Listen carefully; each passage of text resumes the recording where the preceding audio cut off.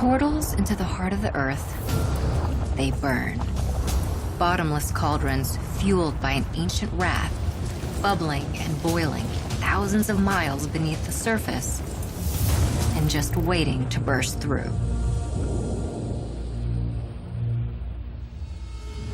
Volcanoes are scattered across the planet. About 1,500 active volcanoes can be found across the world, though countless others are on the ocean floor.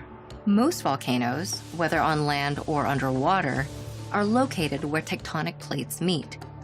In fact, the Ring of Fire, a path that traces the boundaries between several tectonic plates around the Pacific Ocean, contains about 75% of the planet's volcanoes.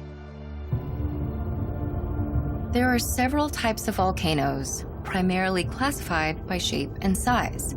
Major types include stratovolcanoes, which often appear as tall, steep mountains; shield volcanoes, which are flatter and dome-shaped; calderas, which are large depressions in the ground; and mid-ocean ridges, which are underwater chains of volcanic mountains. No matter their shape or size, all volcanoes emit gas and molten rock. The journey of these emissions begins deep underground in the Earth's core. The core, which can burn as hot as the surface of the sun, transfers its heat to the surrounding rocky mantle. In doing so, the heat melts some of the rock. This molten rock, or magma, is lighter than the surrounding solid rock layer, so it rises through the mantle.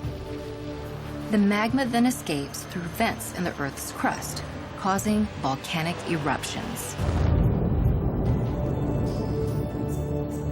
Now above ground, this magma is referred to as lava, and it can reach temperatures of over 2,000 degrees Fahrenheit.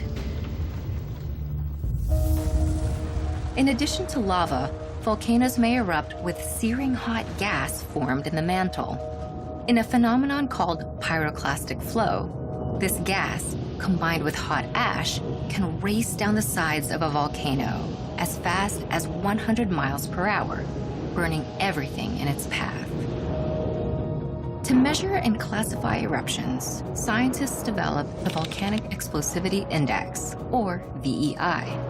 It considers various factors, such as the volume of lava, gas, and other emissions from the volcano, along with the height of the eruption cloud above the volcano's summit. The VEI scale begins at 0.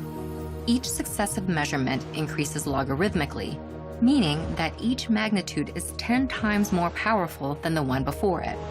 The VEI scale does not have an upper limit, but the most catastrophic eruptions measured thus far are categorized as VEI 8.